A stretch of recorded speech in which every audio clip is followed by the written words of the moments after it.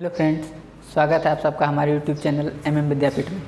हम लोग पिछले क्लास में 9th क्लास का 13.1 के लिए बेसिक इंट्रोडक्शन देखे थे हम लोग, जिससे कि हमारा रिलेटेड था क्यूब एंड क्यूबॉइड। वो दोनों से इंट्रोडक्शन किए थे हम लोग, ताकि उसी से रिलेटेड था हमारा एक्सरसाइज 13.1 और उसको हम लोग बनाए थे। सॉल्यूशन भी उसका हम लोग देखे थे। आज हम लोग देखेंगे सिलेंडर का इंट्रोडक्शन। सिलेंडर क्या होता है, इसका सरफेस एरिया हम लोग कैसे निकाल पाएंगे। सरफेस एरिया इसमें दो तरह का होता है, कर्व, टोटल क्या होता है उसको हम लोग देखेंगे, संपूर्ण और पार्श्व। ठीक है। और खोखला सिलेंडर रहेगा तो उस समय कैसे निकाल पाएंगे, वो सारे डिटेल हम लोग एक एक करके इसमें देखते हैं। ठीक है, चलिए तो हम लोग स्टार्ट करते हैं। सिलेंडर बेलन हमारा क्या है, एक त्रिविमीय आकृति है। ये देखिए, इस तरह का डिजाइन हमारा क्या कहलाता है, बेलन। ठीक है। घर में आप लोग रोटी बेलने वाला देखेंगे, पकड़ने वाला साइड अगर उसका हटा दिया जाए तो शेष जो रिमेनिंग पार्ट बचेगा वो क्या होगा, बेलन। इसीलिए हम लोग जिसमें गैस रखते हैं उसको गैस सिलेंडर कहते हैं। सिलेंडर क्या, बेलन के आकार का होता है, इसीलिए उसका नाम गैस सिलेंडर, यानी वो सिलेंडर के आकार का होता है, जिसमें आप लोग अगर ध्यान से देखेंगे ऐसे ही ये गोल। ठीक है, इस तरह से। तो इसको हम लोग क्या बोलते हैं, बेलन। और ये हमारा इधर एक वृत्त लगेगा अगर लगाएंगे तो, और इधर का भी एक ढक्कन लगाएंगे तो वृत्त का लगेगा। चलिए, तो बेलन का हम लोग पहले आकृति समझते हैं थोड़ा सा, किस तरह से दिखेगा बेलन। ये हमारा हो गया बेलन। ठीक है। तो बेलन का क्या होता है,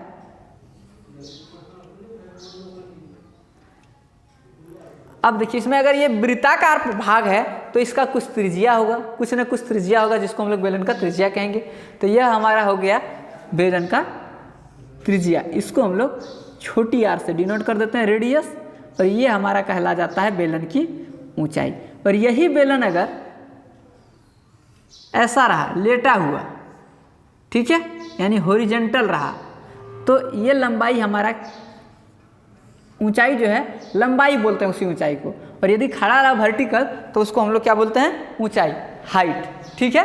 अब देखिए बेलन का हमको निकालना क्या है। बेलन में दो तरह का क्षेत्रफल होता है, एक को बोलते हैं हम लोग वक्र पृष्ठ क्षेत्रफल और एक को बोलते हैं हम लोग संपूर्ण पृष्ठ क्षेत्रफल। वक्र पृष्ठ क्षेत्रफल किसको बोलते हैं, कर्व सरफेस एरिया। वो क्या होता है, इसका जो क्षेत्रफल होता है, ये वाला जिस भाग को हम छू रहे हैं अभी, ये वाला जो भाग होता है इसको हम लोग बोलते हैं कर्व सरफेस एरिया। ठीक है। तो इसका क्षेत्रफल हम लोग निकालने का प्रयास करेंगे। तो देखिए कैसे निकलेगा, यह कैसे बना है ये बेलन, हमारा ध्यान से देखिएगा तो यह आपको एक आयत नजर आएगा। ठीक है। और जो आयत की चौड़ाई है वही वाला को जब हम बेलन बनाएंगे तो आयत का जो चौड़ाई था वह एक वृत्त का रूप लेके वह एक वृत्त का क्या बना लिया, परिधि बना लेता है। ठीक है। फिर से देखिए आप, यह हमारा क्या है, एक आयत है। और इसी आयत को जब हम लोग फोल्ड करके बेलन बनाते हैं तो उस क्रम में हम देखते हैं कि जो हमारा आयत का ब्रेथ था, चौड़ाई, वो हमारा बेलन में क्या बन गया, वृत्त बन गया। और ये वृत्त का हमारा क्या ले लिया, परिधि का रूप ले लिया। ठीक है। तो समझिए हमारा यह एक आयत है। ठीक है, ये हमारा एक क्या हो गया, आयत हो गया। क्लियर है। और यही आयत को जब हम लोग फोल्ड करते हैं तो यह एक क्या बन जाएगा, अभी हमारे पास बेलन बन जाएगा। जब बेलन बनता है तो बेलन के केस में ये वाला जो था हमारा, यही वाला तो हमारा वृत्त का परिधि होता था, तो बी जो है वो बन जाएगा हमारे पास 2πr, क्योंकि बेलन का परिधि का फॉर्मूला होता है, वृत्त का परिधि का फॉर्मूला होता है 2πr। तो ये वृत्त वाला जो भाग बना था हमारा, इसी का क्या निकल जाएगा, ये जो बी था, ये जो हमारे पास बी था, आयत के लिए चौड़ाई था, इसी को मोड़ने से हमारा ये बन गया 2πr, यदि इसका त्रिज्या r है तो। ठीक है। और इसकी जो लेंथ है यही तो हमारा ऊंचाई है। क्लियर है। तो हम लोग जानते हैं आयत का क्षेत्रफल जो होगा वही हमारा बेलन का क्या हो जाएगा, वक्र पृष्ठ क्षेत्रफल। वक्र पृष्ठ क्षेत्रफल को हम लोग वक्र पृष्ठ क्षेत्रफल को हम लोग CSA से लिखेंगे, कर्व सरफेस एरिया। और एक होगा संपूर्ण पृष्ठ क्षेत्रफल। संपूर्ण पृष्ठ क्षेत्रफल को हम लोग TSA से लिखेंगे, जिसको हम लोग बोलते हैं टोटल सरफेस एरिया। दोनों को समझते हैं। तो वक्र समझ लेते हम लोग किसको कहते हैं, जिसमें हाथ घुमा सकते थे हम लोग, अभी देखे। तो इसके लिए CSA का अगर मान हम बात करें तो CSA क्या हो जाएगा, इसके लिए CSA हो जाएगा बेलन के लिए 2 पाई आर इंटू, देखिए इसका लेंथ क्या होता है, area is equal to length into breadth, area is equal to ये फॉर्मूला होता है। तो एरिया इज इक्वल टू क्या हो जाएगा, लेंथ हमारे पास क्या है h और ब्रेथ क्या है 2 पाई आर, तो एरिया क्या निकल गया इसका 2 पाई आर एच, और वही तो 2 पाई आर एच बेलन के लिए CSA बना था घुमा देने से। ठीक है, अब इसका हम लोग निकालते हैं TSA। TSA क्या होता है इसका, देखिए CSA हम लोग किसको बोले थे, इसी को घुमा देने से जो इस आयत का क्षेत्रफल होगा इसी को घुमा देने से बन गया था बेलन, और बेलन कहाँ से बना, उसी को घुमाने से, तो जो इसका आयत का क्षेत्रफल होगा वही बेलन का क्या कहलाएगा CSA। अगर बेलन का हम TSA का बात करें तो करना क्या है, CSA में 2 ढक्कन लगा देना है, एक ढक्कन नीचे से और एक ढक्कन ऊपर से। ठीक है, यानी ये पूरा पैक कर देना है। तो यहाँ पे जो भी ढक्कन होगा वो किस शेप का लगेगा, किस आकार का, वृत्त के आकार का, और ये वृत्त के आकार का नीचे भी, तो दोनों का क्षेत्रफल ऐड कर देना है, एगो वृत्त नीचे और एगो वृत्त ऊपर। चलिए तो ये देखते हैं, एगो नीचे जो ढक्कन है इसका अगर हम एरिया का बात करें तो इसका एरिया क्या हो जाएगा 2 बोलते हैं पाई आर स्क्वायर, ये वृत्त है ना, तो पाई आर स्क्वायर, और ये ऊपर में भी एक वृत्त है, तो इसका भी अगर एरिया का बात करें तो क्या निकल जाएगा पाई आर स्क्वायर, और ये जो कर्व्ड सरफेस एरिया था इसका एरिया हम लोग अभी निकाल लिए 2 पाई आर एच।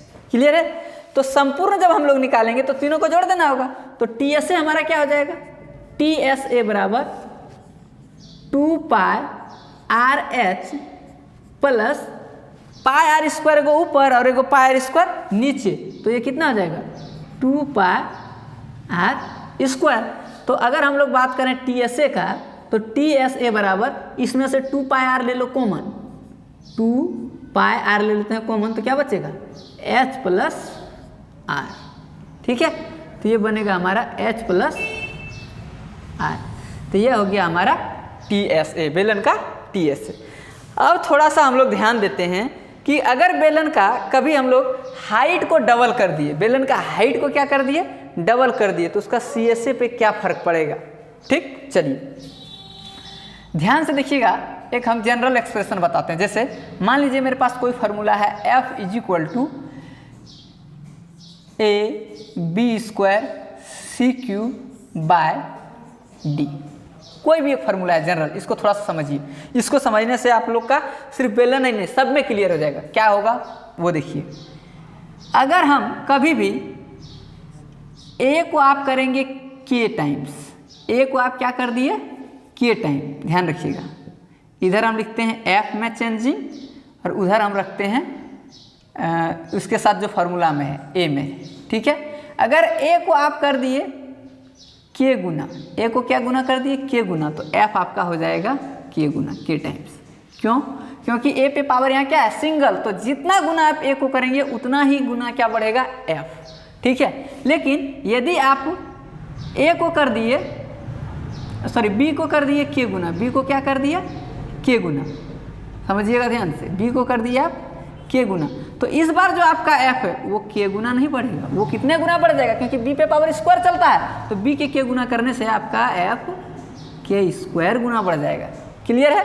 अब देखिए, अब यदि आप C को करेंगे K गुना, आप क्या करेंगे C को कर दिए अगर K गुना, ठीक है, तो C पे पावर आपका क्या चलता है क्यूब, तो F हमारा क्या चेंज कर जाएगा K पर पावर क्यूब हो जाएगा, इतना गुना चेंज करेगा। ठीक है, और यदि आप D को कर दिए K गुना, तो आपका इस बार F जो हो जाएगा क्या हो जाएगा पता है, F आपका क्या हो जाएगा, D को K गुना किया और D नीचे था, तो F आपका हो जाएगा 1/K गुना। क्लियर है। तो इस तरह से कोई भी फार्मूला रहे जब उसमें हम चेंजिंग करेंगे तो इस हिसाब से चेंजिंग आएगा। ठीक है, अब देखिए हमारे पास जो मेन फार्मूला है हम लोग उस पर आते हैं। क्या है हमारे पास फार्मूला, CSA बराबर हमारे पास फार्मूला है 2 पाई RH। ठीक है, यदि आप R को करेंगे K टाइम्स, R को क्या करेंगे K टाइम्स, तो इसके लिए आपके पास जो CSA है वो क्या हो जाएगा K गुना हो जाएगा। ठीक है, और यदि आप H को करेंगे K गुना तो भी आपका CSA क्या हो जाएगा K गुना। ठीक है, लेकिन यदि आप R और H दोनों को करते हैं K गुना, 2 गुना, 4 गुना, 5 गुना, 10 गुना, दोनों को कर दिए k गुना। तो इस बार जो CSA हमारा हो जाएगा कितना हो जाएगा, k गुना r के चलते और k गुना h के चलते, तो दोनों मिला के हमारा हो जाएगा k स्क्वायर गुना बढ़ जाएगा, हो जाएगा। क्लियर है। अब ध्यान से देखिए एक चीज़ और कैसे हो जाएगा। तो एक तो हम आपको किसी का एगो चेक कर देते हैं। मान लीजिए शुरू में हमारे पास CSA 1 दिया हुआ है, या O कर देते हैं ओल्ड कितना 2πRh। ठीक, अब नया CSA निकालते हैं, नया CSA इसको n कर देते हैं। कब, जब h को कर दिया जाए k गुना, तो r इंटू यहाँ क्या लिखेंगे h के जगह kh। तो CSA न्यू क्या हो गया हमारे पास 2k/r/h। अब दोनों का आप रेशियो निकाल लीजिए तो पता चल जाएगा CSA न्यू वाले का और CSA ओल्ड वाले का। तो रेशियो निकालिएगा तो ये हो जाएगा 2k/r/h और नीचे हो जाएगा हमारे पास 2πRh। तो देखिए 2πRh कटेगा तो 2πRh कटेगा तो क्या बच गया k/1, यानी क्या हो गया CSAn बराबर k टाइम्स ये वाला उधर जाएगा तो k into CSA old. Clear है। आप इसको ऐसे करके भी देख सकते हैं। तो इस तरह से हम लोग किसको क्या गुना करने पर किसमें क्या फर्क पड़ेगा वो हम लोग देख लिए। पाई को कई गुना कर नहीं सकते हैं। अच्छा, और थोड़ा सा हम लोग पाई के बारे में देख लेते हैं। पाई क्या है, पाई के बारे में हम लोग से डिटेल चैप्टर 1 में पढ़ेंगे, लेकिन पाई का वैल्यू जब तक कहा नहीं जाए आपको क्या लेना है 3.14। ठीक है, और अगर कह दिया जाए क्वेश्चन में तो इसी का वैल्यू हम लोग लिख सकते हैं कितना 22/7। लेकिन ध्यान रखिएगा ये पाई का एक्चुअल वैल्यू नहीं है, ये हमारा क्या है अप्रोक्स वैल्यू है। पाई 22/7 के बराबर नहीं होता है और पाई हमारा 3.14 के बराबर नहीं होता है, क्योंकि यह पाई हमारा फर्स्ट चैप्टर में आप लोग देखे होंगे अपरिमेय संख्या है। ठीक है, जबकि यह दोनों हमारा क्या है एक परिमेय संख्या है। तो अपरिमेय और परिमेय एक दूसरे के बराबर कैसे हो सकता है, इसलिए पाई का मान 22/7 या 3.14 वो अप्रोक्स मान है, एग्जैक्ट मान नहीं है। पाई इक्वल टू 22/7 नहीं होता है और पाई इज इक्वल टू 3.14 नहीं होता है। यहाँ इक्वल टू का हमारा मतलब है कि आपको अगर दिया रहे तो आप ये दोनों मान यूज करेंगे। अगर कुछ कहा नहीं जाए क्वेश्चन में तो आप 22/7 लेंगे। अगर कुछ दिया रहे कि 3.14 लेना है तो आपको 3.14 लेना है, लेकिन ये एग्जैक्ट वैल्यू नहीं होता है। ठीक है, आप लोग इसको समझ गए होंगे। अब हम लोग पहले आते हैं इस बेलन का आयतन का बात करते हैं थोड़ा सा। ठीक है, अब देखते हैं इसका अगर हमको आयतन निकालना हो वॉल्यूम तो कैसे निकाल पाएंगे। इधर वाला पार्ट हम मिटा दे रहे हैं।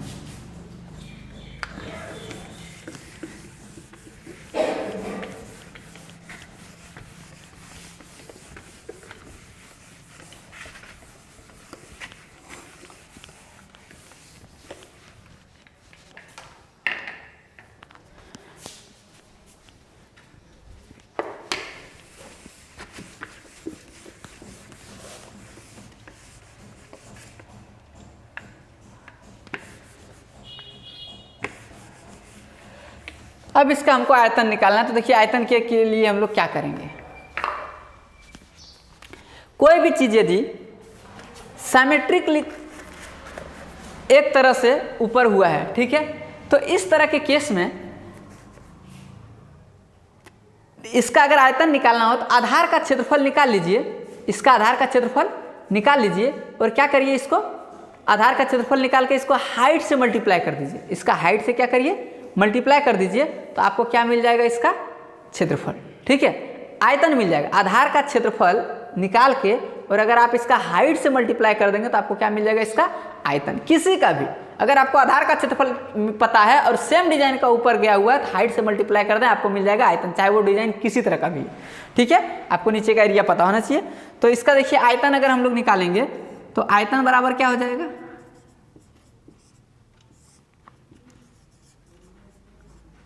आधार का क्षेत्रफल इनटू इसका ऊंचाई। ठीक है, अब देखिए आधार का क्षेत्रफल, तो आधार तो एक वृत्त है हमारा और वृत्त का क्षेत्रफल क्या होता है पाई r स्क्वायर इंटू h।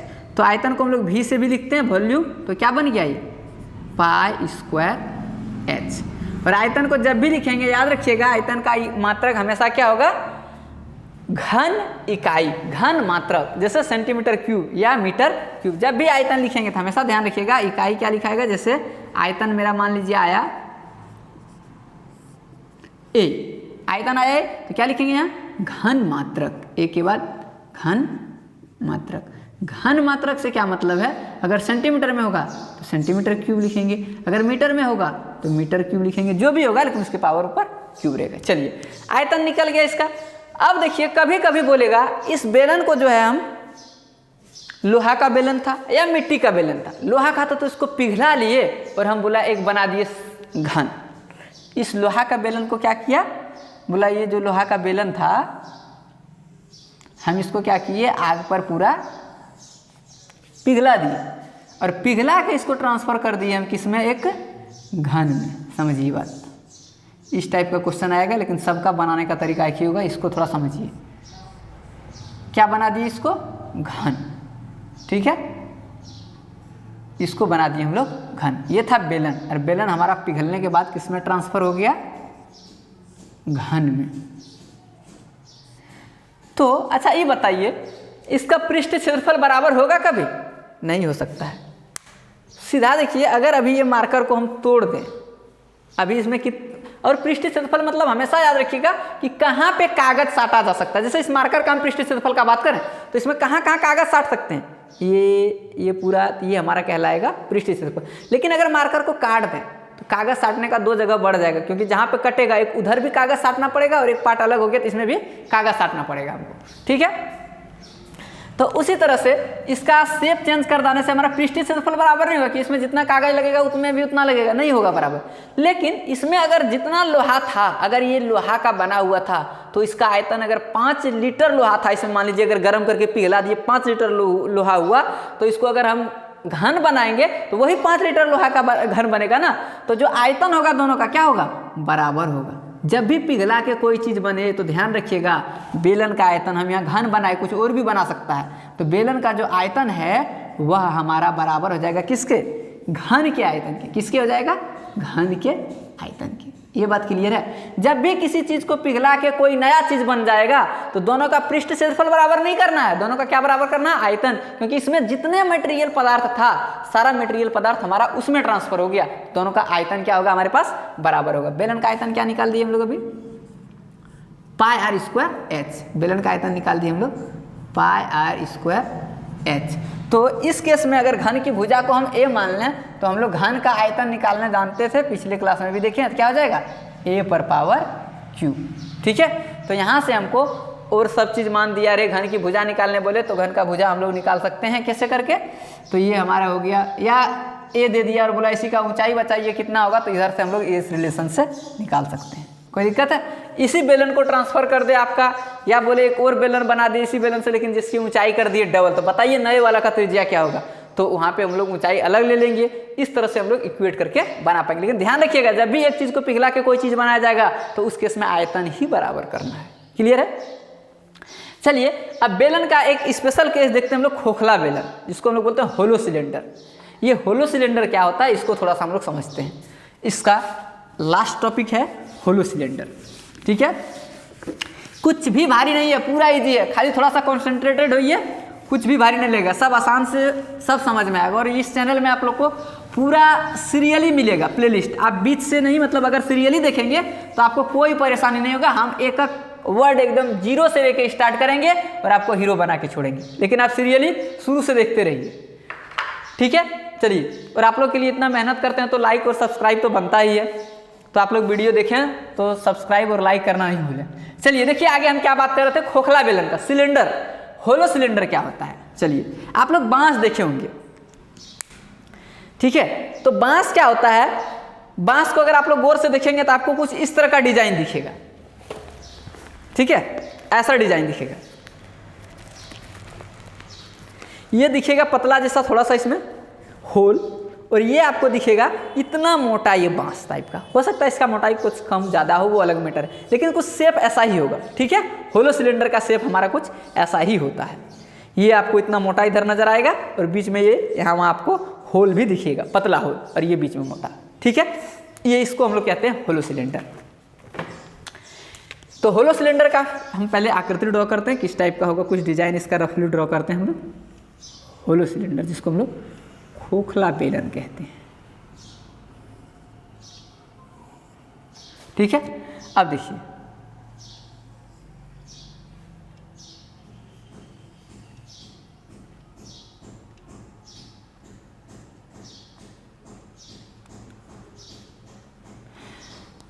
ये वाला क्या है, ये आपको ढका हुआ मिलेगा इतना मोटा, फिर ये आपको उसमें पतला जैसा छेद मिलेगा।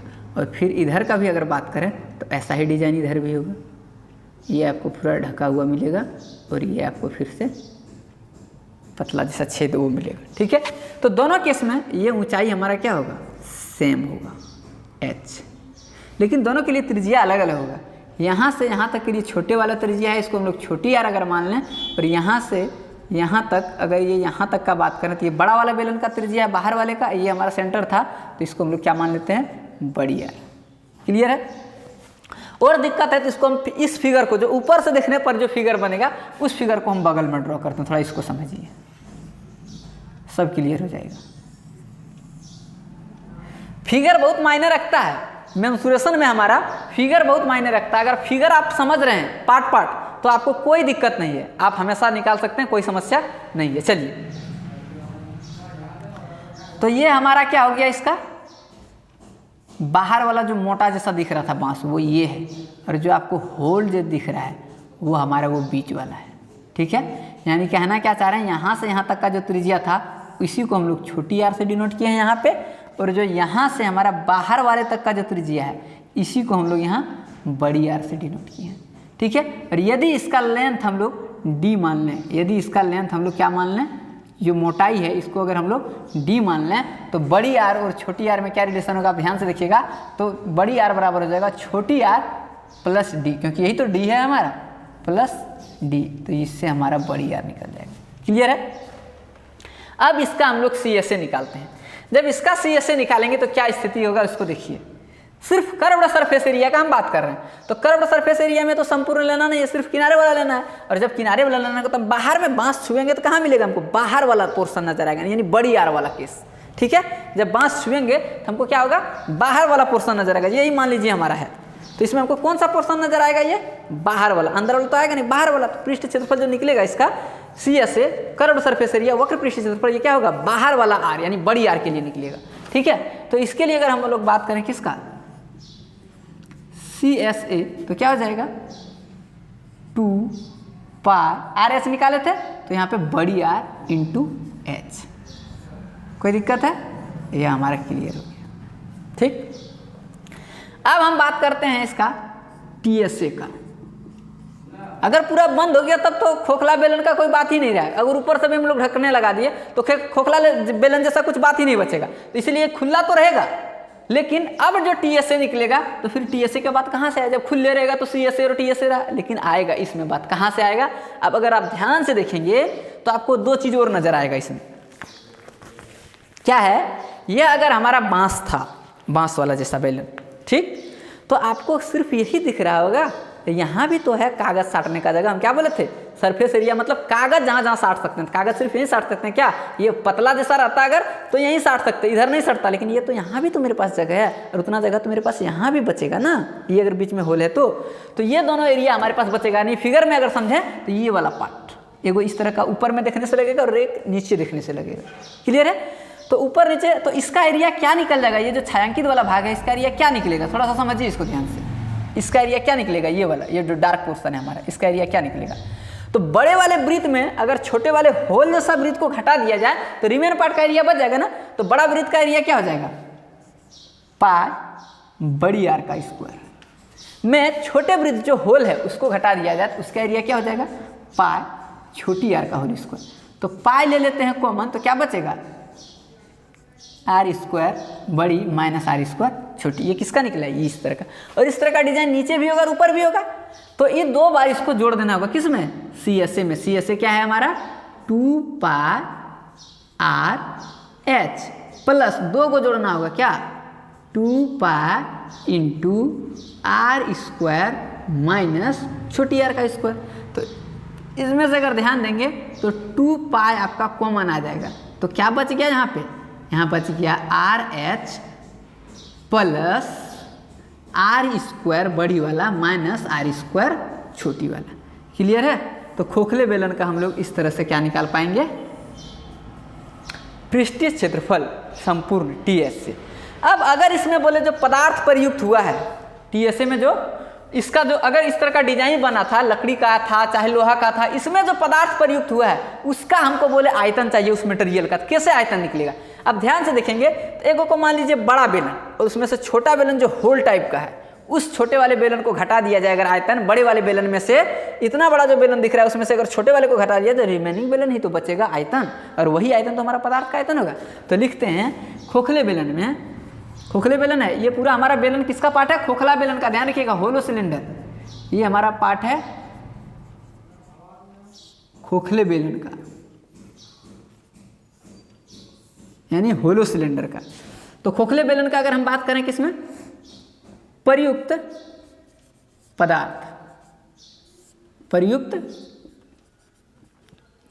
पदार्थ का आयतन। तो प्रयुक्त पदार्थ का आयतन कितना हो जाएगा, बड़ा वाले बेलन में से छोटे वाले बेलन का आयतन घटाना होगा। तो बड़े वाले बेलन का आयतन का बात करेंगे तो क्या हो जाएगा, पाई बड़ी R का स्क्वायर H माइनस पाई छोटी R का स्क्वायर। H क्या होगा, H दोनों केस के लिए समान है, तो यहाँ भी रह जाएगा हमारे पास H। और यदि दोनों में से पाई H को कॉमन ले लिया जाए तो अंदर में बचेगा बड़ी R का स्क्वायर माइनस छोटी R का स्क्वायर। ये हमारा क्या हो गया, इसमें प्रयुक्त आयतन, यानी पदार्थ का आयतन, जो पदार्थ प्रयुक्त हुआ था उसका आयतन कितना होगा।